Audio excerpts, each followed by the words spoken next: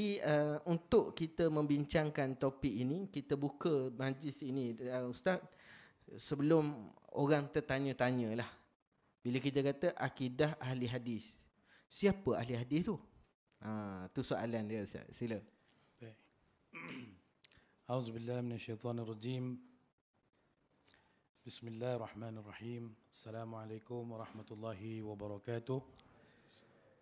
Terima kasih Al-Fadhil Ustaz Hafiz Zafarani, para jemaah surau yang dirahmati Allah Ta'ala sekalian, para pendengar.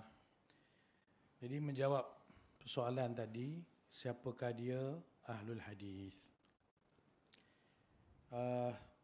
Menurut Imam Syahrustani dalam kitab beliau Al-Milal wal Nihal, kata Imam Syahrustani ketika bercerita tentang ulama Ahlul Hadis ataupun Ashabul Hadis, beliau kata innama summu ashabul hadis litahsilihim wa li'inayatihim bil ahadith. Dinamakan golongan ni golongan ahli hadis sebab mereka ini mengambil berat dengan mempelajari hadis, mereka mengambil berat dengan menyebarkan hadis, mereka menjadikan hadis tu sebagai sumber pegangan mereka yang paling utama.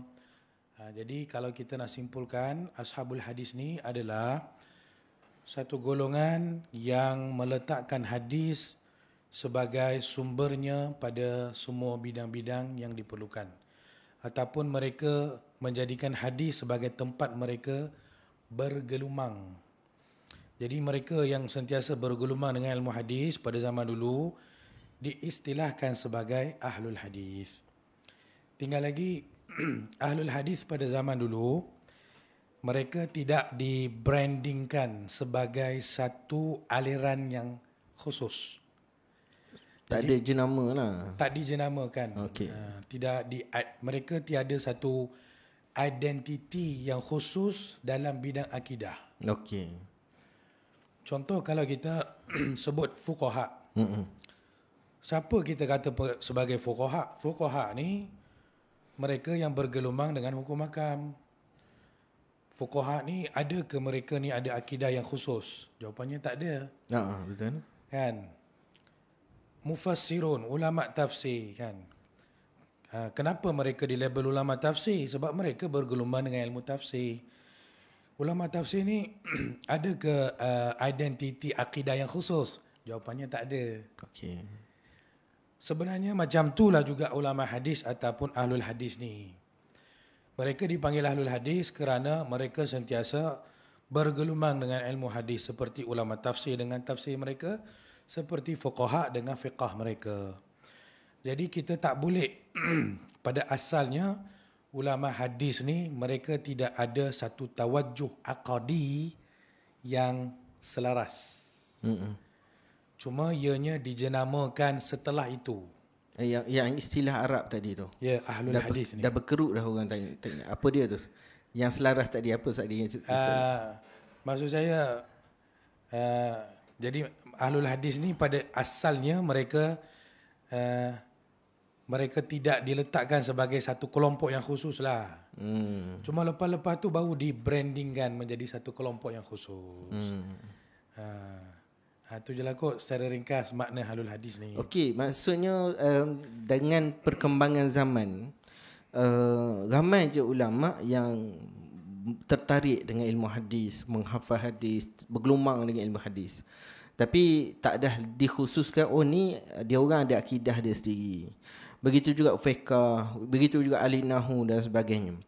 Sehinggalah adanya suatu zaman yang mana digelar mereka ni sebagai akidah ahli hadis wal athar. So macam ada suatu akidah yang berasingan. Okey. Jadi bila kita bincang tentang akidah ni, kita kena faham satu istilah yang disebut sebagai ahli sunnah wal jamaah. Kalau ikutkan pensyarah Yusim Dr. Khairi Mahyuddin, beliau menyebutkan bahawa istilah ahli sunnah wal jamaah ni adalah istilah nabawi. Istilah yang mana datang daripada Nabi itu sendiri. Mana ahli sunnah wal jamaah. Dan ahli sunnah wal jamaah ni adalah suatu kelompok yang selamat di dalam hadis Nabi terdapat 73 golongan yang umat Nabi ni berpecah. 73. Ada Syiah, Mu'tazilah, Qadariyah, Hasyawiyah dan sebagainya. Satu sahaja yang selamat, yang lain masuk neraka. Itu ahli sunnah lah. Soalnya, bila kita sebut akidah ahli hadis ni, dia dah ada branding pada zaman sekarang. Ada satu kumpulan yang mereka kata, ni lah akidah kami, akidah ahli hadis. Adakah ahli hadis termasuk di kalangan ahli sunnah wal jamaah? Jadi kalau kita tengok perkembangan term ahlul hadis ni kan, macam kita katakan tadi, pada asalnya ahli hadis ini mereka tiada identiti akidah yang khusus. Sebab tu kalau kita tengok ahli hadis zaman dulu ada yang aliran mereka aliran tasyayu' yang cenderung kepada Syiah. Ahli hadis zaman dulu ada je yang aliran Hasyawiyah. Ahli hadis zaman dulu ada je yang aliran Mu'tazilah. Ada je ulama hadis yang aliran Al-Kullabiyah. Jadi ahli hadis zaman dulu mereka ahlul hadis, tapi daripada sudut akidahnya mereka pecah kepada macam-macam aliran. Sebab tu kalau kita buka contohnya kitab-kitab Sahih Bukhari ke Muslim ke Abu Dawud, Tirmizi, Nasai, Ibnu Majah, perawi-perawi hadis dalam tu semua dibahaskan daripada sudut akidah mereka. Ini dia perawi hadis, ahlul hadis tapi Hasyawiyah. Ini ahlul hadis tapi Qadariyah. Ini ahlul hadis tapi Tasyayu'. Kan? Jadi zaman dulu ahlul hadis memang tak ada satu identiti khusus bidang akidah. Mereka ikut suasana. Kalau ahli hadis daripada Kufah, majoriti Tasyayu'. Ahli hadis daripada Syam, ramai kepada Nawasib. Ahli hadis di Basrah, ada diorang punya aliran mereka tersendiri. Okey.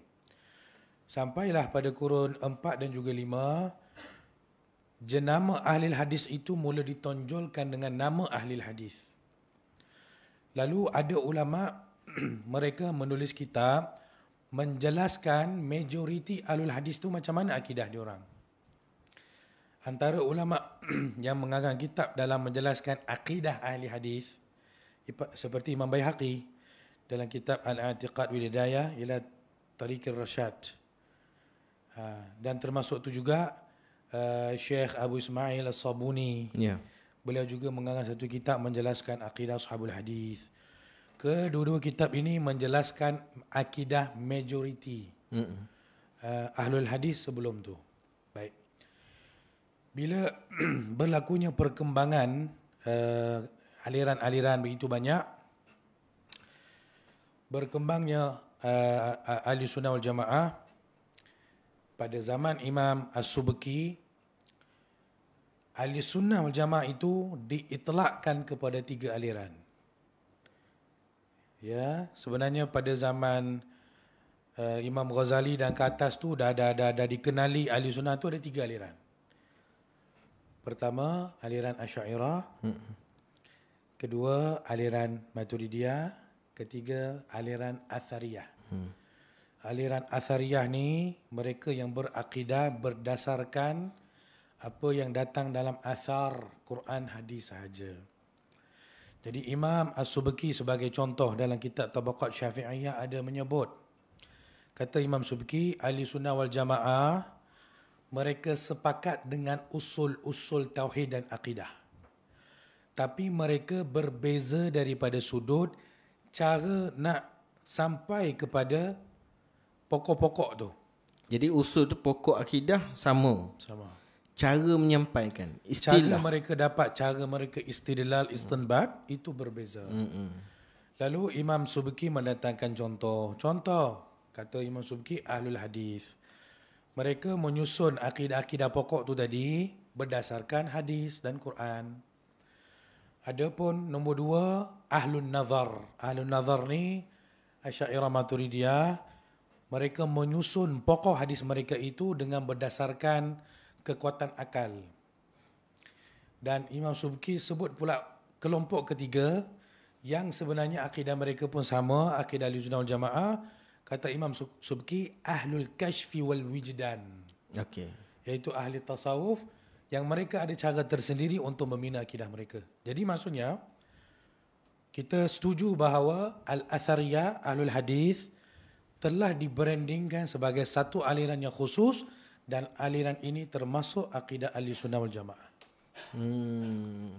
Jadi dari segi pokoknya sama, asas akidah, tonggaknya sama. Cuma cara olahan, cara penyampaian, konsep-konsep dalam perbincangan itu sahaja yang berbeza. Jadi kalau begitu kita akan dapat di situ apabila disebutkan akidah Ahli Sunnah wal Jamaah, Asy'ariyah Maturidiyah, kemudian ahli hadis dan satu lagi ahli sufi lah.